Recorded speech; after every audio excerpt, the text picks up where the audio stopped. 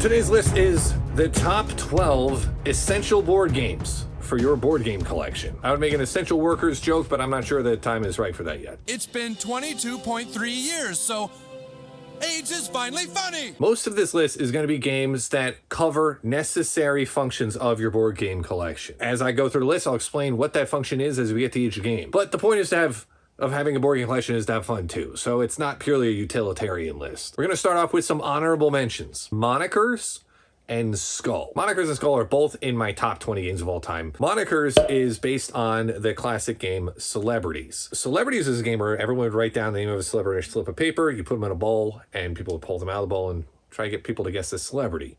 Monikers is similar to that, but adds a bit to it. It gives you all the cards, which replace the slips of paper, and you have charades elements involved as well. You can have about as much fun playing Monikers as playing any game. The reason why Monikers is not on the essential games list, though, is because you technically could just play Celebrities. You technically don't need a deck of cards to play Monikers. That's not to say you shouldn't buy it. I highly recommend getting Monikers, but it's not essential. On the other hand, Skull. Skull is my favorite poker replacement game. If you want to play a game that feels like poker, but you don't actually have to bet money, Skull is perfect for that. It's a bluffing game. Actually, there's more bluffing than even poker. In Skull, you're putting cards down in front of you or making bets on how many cards you can flip around the table without flipping a skull. The key being you have to flip your cards first. So if you put a skull down in front of you, you want people to pick your cards. But to make them pick your cards, they have to think that you don't have a skull. So you have to constantly do the opposite of what you're actually doing. That's what makes Skull a fun bluffing game. You don't need Skull in your collection, though, because you can play Skull using a deck of cards if you just remember how the Skull rules work. Instead of giving everyone 4 coasters, 3 have roses, and one has a skull, you give everyone 4 cards, 1 face card, and 3 number cards. And you just play Skull with the cards like that. So you don't need Skull in your collection, but like Monikers, I highly recommend it, and it's worth it to buy it. It's just not essential. All right, welcome to Jackson's Warfield. I am Jackson Warfield. Let's get to number 12. A bit of a weird numbered list here. You're at a family party. You got kids there, grandparents there, adults there, adolescents there. What other categories of people are there by age? I don't know. You need something you can drop down in front of people that isn't a board game that you're going to bust out the rule book and say, well, hold on, let me check page 3 for what we do in this situation. Who'd have thought a nuclear reactor would be so complicated? You're going to need to have a party game. And the party game for my essential board games list is Just One. This is a very common selection for this type of list, by the way. You'll take turns being the main player. And when you're the main player, everyone is trying to get you to guess a word on a card. And they write clues down, but if 2 people write the same clue, they can't use it. It's a fun game to try and work together and think a little bit outside the box. It's a cooperative game, and it's a party game, and it's very easy to play. It doesn't even feel like a modern board game. When I played Just One the first time, I could have sworn I had played it before. It took me a while to figure it out. And it turns out I had played this other game called Likewise. I had a bunch of nonsense games that I couldn't resell them for anything, so I put them all in this big bin. Hold on. I think it's over here. Yep. All right, here we go. This is a big bin of games that were like mass market games from the 2000s to early 2010s. I also was using this as like a paperweight because I have so many modern games I don't need to dig into this. See that guy? See a little funky dude? I don't know. It's similar to Just One, but instead of everyone trying to write different clues, everyone's trying to do the same word based on a combination of words you draw on the deck. It also has like a die you roll to say like whether or not you're whether you have to draw a picture or write words, which there's no reason to do that. It's just like a really bad version of Just One. But thanks to modern board games, all these silly games, one of here is there's a game called So Sue Me. All these games have been perfected, and Just One is the best example of that. If you want to build out your essential collection, I have affiliate links to all these games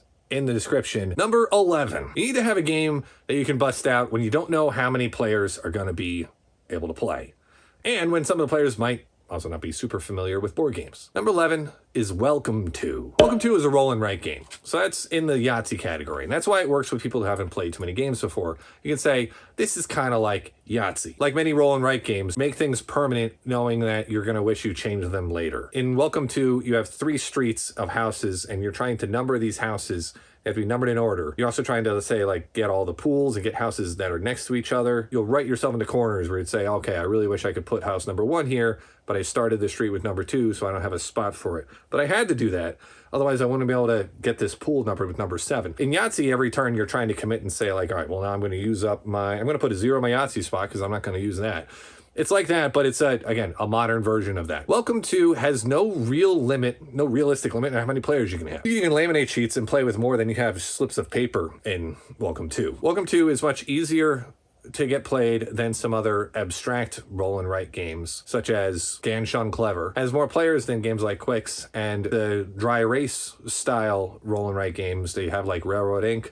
or Silver and Gold. You could argue you don't need a roll and write game in your collection. I think they hit a niche. This is more like a calm Sunday afternoon kind of a game, which you're probably not going to have a calm Sunday afternoon with 15 people, but who am I to judge that? I want to be ready for that situation. So Welcome 2 is number 11. Number 10. So let's say you're having some people over for game night, and you're going to expect 6 people to come. 1 or 2 friends are late, but they're coming. Don't worry, they're coming. Not just 2 pizzas, there's gonna be 5. You can't start the game. You're not going to start reading the rules. Maybe you can eat some food, but that tends to be kind of awkward where you're kind of just, standing around the kitchen. Maybe you open a bag of Doritos or something. One guy's relatively new and is trying to be overly social, and another person is new and is not social at all. You like to have something to do. That's kind of the whole point of having games. It's just when the game hasn't started yet, you're in this weird limbo. You need to have an appetizer game in your collection. Suro is the best way to anesthetize that particular flavor of anxiety. Suro is a quick game that plays up to 8 players. Everyone has a little stone that's going to follow whatever path is put in front of them. It's a tile laying game. So you have 3 tiles in your hand and you pick one to play in front of your stone. Your stone has to follow its path, and any other stones that happen to be touching that spot will also have to follow their path. And as the board fills up, your goal is to just stay on the longest. Plays pretty quickly. And it doesn't take any longer, no matter the number of players you have, because you have a limited number of spots on the board. You have player elimination, but it's totally fine because the game moves so fast. You can play the game with 3 players. 2 people show up, you play it again with 5 players. Last person shows up. All right, now let's start the game here. Suro, it's the absolute perfect appetizer game. And it's also, if you need something to play with 8 players, it gets that too. Suro is a shoo-in for this list. The number 10 essential board game for your collection. Number 9. Board games are the best medium for the social deduction experience. The best game to make sure that you can get in your dose of social deduction is Deception, Murder in Hong Kong. This is a tough pick over Resistance Avalon, but Deception, Murder in Hong Kong gets to pick for 2 reasons. 1, Resistance Avalon is a more common game, so you're more likely to have players who have already played it 50 times, so your collection is probably a little bit more variety. And Deception, Murder in Hong Kong plays up to 12 players. That's right, 12 players. In Deception, Murder in Hong Kong, all 12 players are cops, and one of the cops is actually the murderer. In each game, one player will be the forensic scientist that knows who the murderer is. Everyone's got a bunch of stuff laying in front of them. The forensic scientist can't talk, but uses clue boards to indicate who the murderer is, and everyone else basically just argues about it. And this is where the bluffing and all that comes into play. And you can't do anything in Deception, Murder in Hong Kong like you can in Resistance Avalon, where you're looking for pupil sizes because you have a day phase and a night phase. Now, everyone, open your eyes.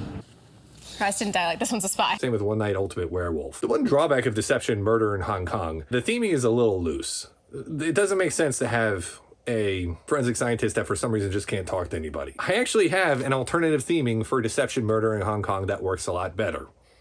And here it is. All of you cops have arrived at a murder scene, and one of your fellow cops got there first, but was taken out by the murderer, but is still alive. This cop, they're lying there. They're bleeding out. They can't talk.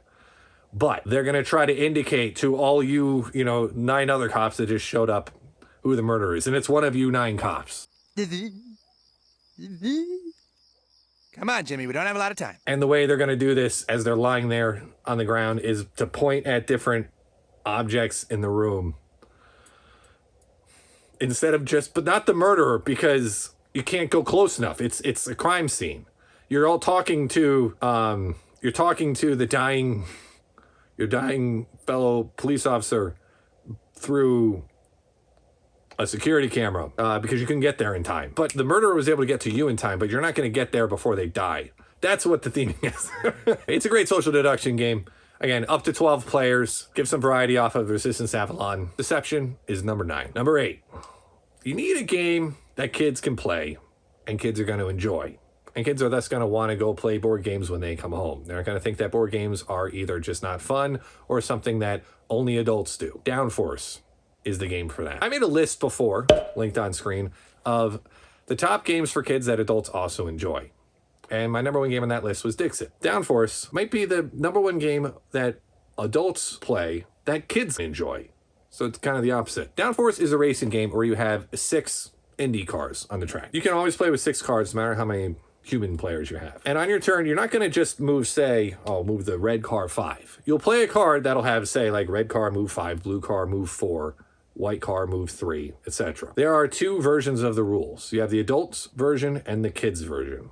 The adult version, at the beginning of the game, there is an auction for different special abilities that come with the rights to certain cars. So for example, one car, the red car, might come with a special card that allows you to drive through cars when you would normally be able to. The game is also about predicting who's going to win. So at the 1/3 mark and 2/3 mark of the race, you're going to predict who's going to win. And if you're right on those predictions, you make more money. So it's a combination of trying to get certain cars to win that were yours, but also get cars to win that you just are betting on. That's the adult version of the rules. It's not an adult themed game. It's just for adults.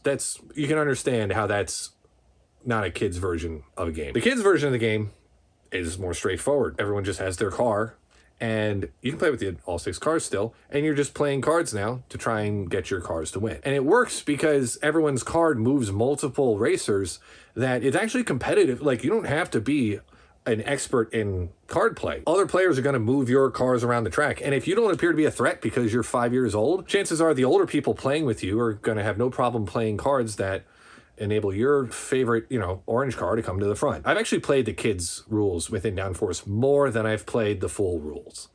So Downforce is number 8. Number 7. You need to have one of those escape room style games. If you want to give the escape room lovers a crack at board games, you got to bust out Unlock. It doesn't really matter which scenario within Unlock you have. I would say stick to 2020 and later. And exit scenarios work well for this too. I prefer Unlock to Exit because the game design in Unlock, I think, has now caught up to Exit. The early Unlock games are a little bit up and down.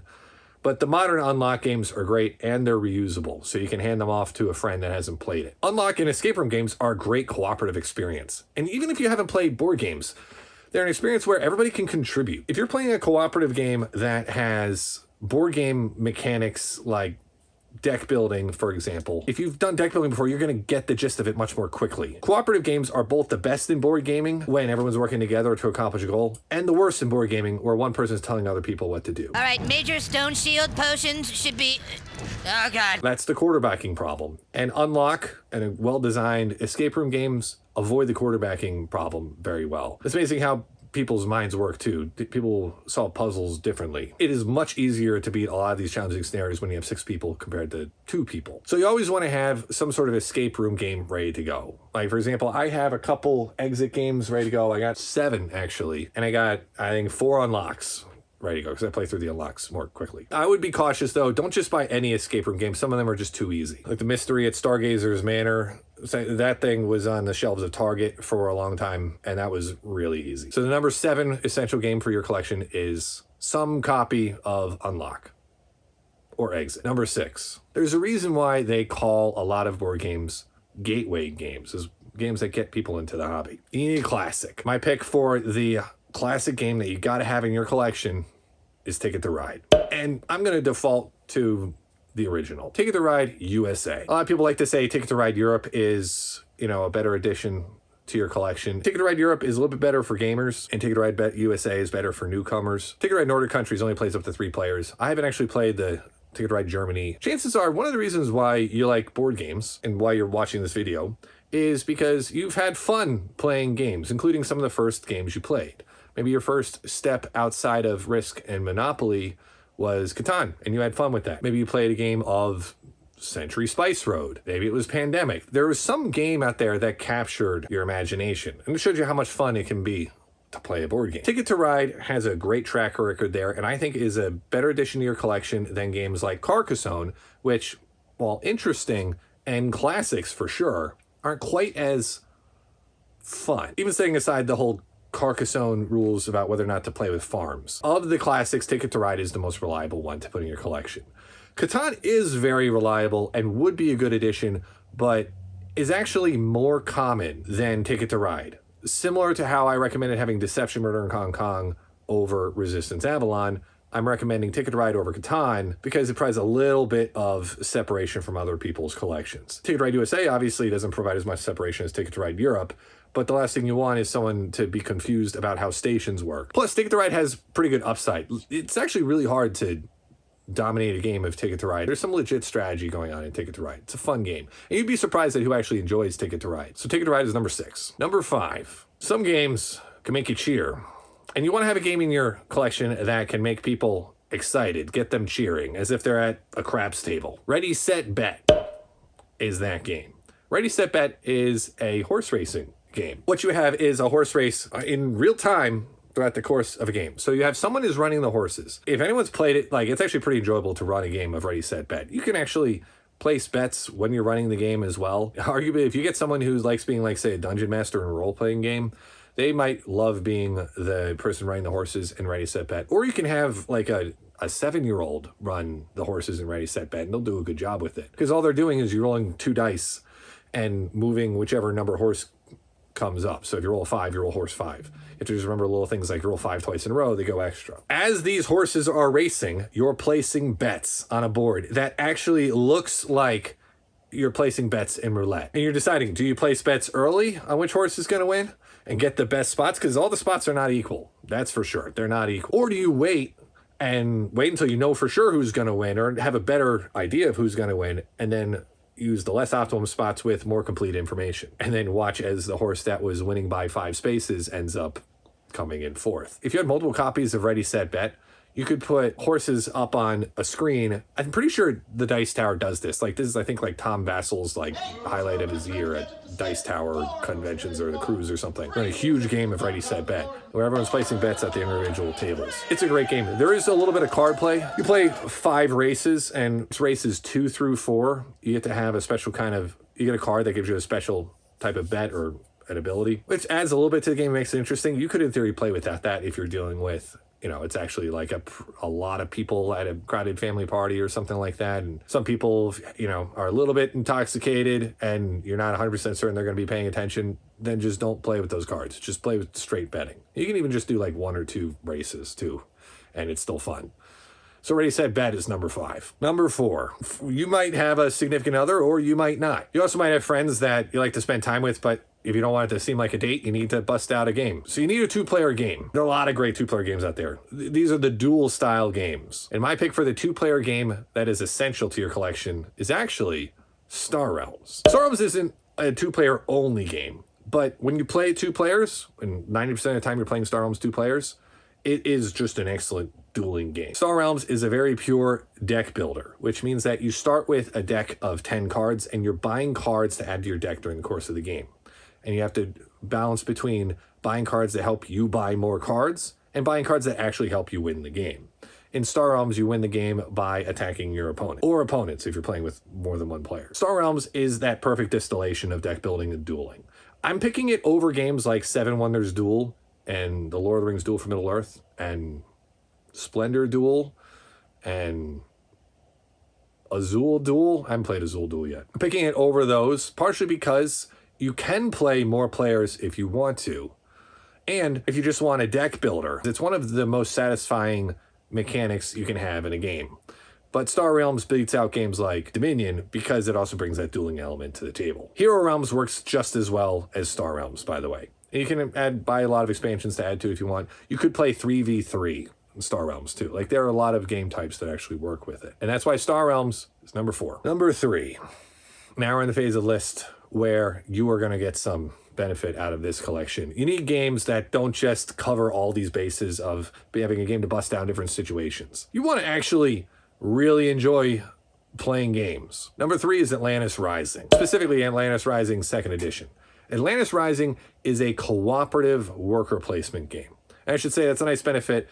You also get a worker placement game when you get Atlantis Rising, which is actually part of what brings it above a lot of other cooperative games. Atlantis Rising is a game where you and everyone else are trying to build a warp cape to escape the island of Atlantis before it sinks. And you do this through worker placement. Your worker spots are on the island, and as your island sinks, they're going away. The best worker placement spots are going to go underwater the fastest. So you have to balance on every turn about how close to the edge of the island you go, because there's a chance you put your worker there and they get flooded before you get your resources in. And you're using resources to build things that will help you, say, help you control the flooding, and ultimately build the warp key. It can play up to 7 players. I'm picking this game over a game like Forbidden Desert because it's just flat out more interesting to play a lot of times. Forbidden games, to a certain extent, games like Pandemic or even Horrified, you can kind of figure them out. Atlantis Rising, by virtue of being a little bit more complex, this is not the game to bust out if you need to play a game in in under an hour and you only have about 10 minutes to teach it. That's not why you have Atlantis Rising. You have Atlantis Rising because you have players where you want to be able to play a cooperative game multiple times and either up the difficulty or just have an interesting time playing it. It also has asymmetrical player power, so you all have a different role with a different ability. So there's a lot there. It's not a game where you're going to have to refer back to the rulebook constantly. It's very well designed, very modern design. If I weren't using my phone to film, I would look up the Board Game Geek complexity. I'll put the Board Game Geek complexity on screen. In fact, I'll do that for all of these games. Atlantis Rising is one of the best cooperative gaming experiences you can have. And actually, in my opinion, one of the best worker placement experiences that you can have. So that's why Atlantis Rising is game number 3. I should also say, I'm not making expansions mandatory for any of these games. Otherwise, a lot of games with cooperative expansions might be better fits. But Atlantis Rising doesn't need any expansions. Number 2, Quest for El Dorado. Is it The Quest for El Dorado? Oh, The Quest. There it is. It's down there. The Quest for El Dorado. Drop the. It's cleaner. The Quest for El Dorado is a racing game. Plays very differently, though, than Downforce because it's a deck-building racing game. You're trying to race across terrain as an explorer to try and get to El Dorado. And you're doing this by deciding how much to just take the shortest route or to get better equipment like better machetes and canoes so that you can take better routes later in the game. So it gives the feel of a racing game where you're on edge trying to go as fast as you can without going too fast. But also gives some of the satisfaction of deck building. And also, it's very tactical because you can block up spaces from other players as you're going through the game. It's built on a big hex board. I shouldn't say board because it's a lot of board pieces that can go together in different setups. And it's such a simple game, too, for the fact that it's a combination of deck building and racing. It took me way too long to get it played. It was one of those games that I knew I was going to enjoy it, so I waited to play it, and then I was glad that I did, and I didn't try to play it on a night that it wouldn't work. But if you bust this game out in a game where people are just looking to play a game, even if it's gamers that are used to heavy games, or if it's players that are new to games, it'll work in either circumstance, and it will create moments of excitement as you're trying to get through those last few spots on the board. Keyword here, elegant design. About as elegant, I guess, as El Dorado probably was. I think I heard once, too, that El Dorado actually may exist and that when explorers came over from Europe into the Americas in the, 1500s or something, and when they were, giving everyone smallpox, and they came back. Actually, there was a big period of time, I think, before they came back. It was 100 years later, and they're, all dead. And that the Amazon rainforest might have just been an overgrown garden. I don't know if that's true, but that'd be interesting if it is true. The Quest for El Dorado is number 2. And number 1, the most essential game to have in your collection. It shocks me that some people don't have this game. Everyone that enjoys board games should have this game. Cosmic Encounter. In some ways, it's the perfect modern board game, even though it was actually designed in 1978. Each round of the game, there's going to be an encounter between 2 of the different alien races. Everyone is a different race. It uses a simple war mechanic for who actually wins the encounter. So you have a hand of cards and they have numbers on them. Whoever plays the higher number wins. You can bring your ships with you to improve your numbers. And you have your alien race, which has special abilities that can help tilt the game in your favor. For example, one alien has each of their ships are worth 4 ships. They're big ships. Another one gets to even land a ship on an opposing planet, even when they lose the battle. And that's good because you really just need to land on the planet. You don't actually technically have to win the battles. There's another alien that is intentionally trying to lose. Here's why it works. When you have an encounter, you can invite other players around the table to join you. And the players won't join you if they think you're going to win. Well, I shouldn't say that. If they think you're going to win the game, they're not going to join you. But if they think you're going to win that encounter, they might, because they get just as much benefit for being on the winning side as you do. So the game is self-balancing. So if you think the Macrons and their 4 ships per ship numbers are too strong, you're probably not going to team up with them.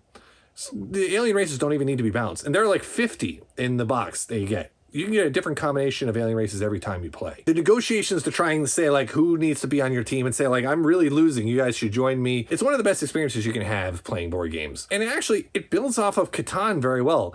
People have fun with Catan, but if they start getting frustrated with Catan, show them Cosmic Encounter and you're gonna be like, this is like 10 times as much fun. I will just caveat it by saying this. The time to bust out Cosmic Encounter, you should have 5, maybe 6 players ready to play.